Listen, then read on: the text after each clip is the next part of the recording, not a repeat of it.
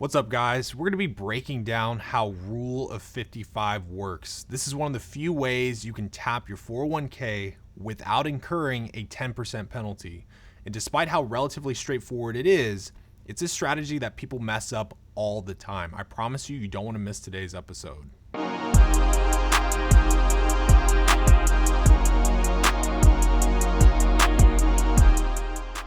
Welcome back, guys. If it's your first time here, my name is John Boyd. I'm a certified financial planner, and I'm the founder and lead wealth advisor at Modern Wealth.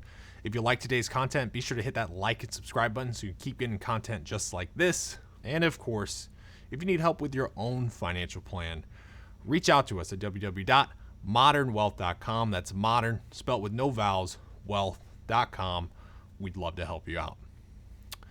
So Rule of 55 on its surface is pretty straightforward. If you have a 401k or a 403b plan and you separated from your employer in the calendar year you turn 55 or later, then you are exempt from the 10% early withdrawal penalty. Now, you're still going to owe ordinary income taxes on the federal and state level if you elect to take distributions from the plan, but the 10% penalty goes away. So if you didn't want to wait until 59 and a half to retire and wanted to retire at, let's say, 55, 56, or 57, or some age like that, right? You could use your retirement plan funds penalty-free, assuming you separated from service. Now, again, guys, this is pretty straightforward, but where people mess up there are some key requirements you need to be aware of in order to take advantage of this. So first and foremost, not all plans offer Rule of 55 distributions. I find that a lot of people read about Rule of 55 and they assume it's a strategy that they can automatically use, and that's just not true. Your employer needs to have it as a feature in their retirement plan. If it's not written into the plan documents, then you're not going to be able to use it.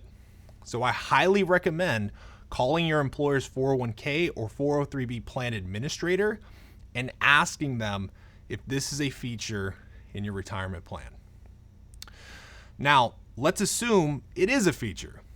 You have to separate from service in the year you turn 55 or later. Now, I want to emphasize that because if you retire at, let's say, 54 and are thinking you'll wait until next year to take advantage of Rule of 55, that's going to be off the table for you. You're no longer going to be eligible for Rule of 55. So anyone out there with an old 401k from an employer that they worked at 20 years ago, thinking that this is your ticket out, it's likely you're not going to be able to take advantage of this plan. The next big thing you need to be aware of is the money needs to stay inside the company retirement plan if you want to take advantage of it. And what I mean by that is you can't just roll your 401k into an IRA once you retire. The moment you roll those funds into an IRA, you're going to lose the ability to take advantage of Rule of 55. Now, the $1 million question is, if you are able to take advantage of Rule of 55, should you do it? And the answer to that isn't as black and white as you may think. And the reason why is, let's say you're someone who has saved up a lot for retirement and you have a pretty sizable amount in non-retirement savings. So maybe you have a lot saved up in cash in a savings account. Maybe you have highly appreciated stocks and ETFs in a brokerage account that you can access. Whatever it is, it actually might make sense to draw on those assets first because it's more tax efficient than taking distributions from your 401k. Because remember, you're exempt from a 10% penalty, but you still need to report those distributions as ordinary income. Now, another scenario where you might disregard using Rule of 55 is you might want to do Roth conversions. Maybe you have plenty of cash in savings and your brokerage account, all that good stuff, and those dollars can sustain you past 59 and a half.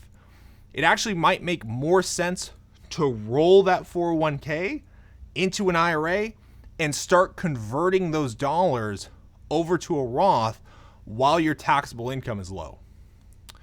Now, where I've seen Rule of 55 give someone a lot of success are those people that are textbook 401k rich and everything else poor, right? These are the people with maybe millions of dollars in their company 401k that they've been maxing out for years and years and years, but maybe they only have like 10k in non-retirement savings. Those type of individuals with that type of balance sheet composition are going to be the best candidates for this type of strategy if they want to retire before 59 and a half. So there you have it, guys. If you're wanting to create a more customized retirement plan for yourself, reach out to us at www.modernwealth.com. That's modern spelled with no vowels, wealth.com. We'd love to help you out, and I'll see you next time.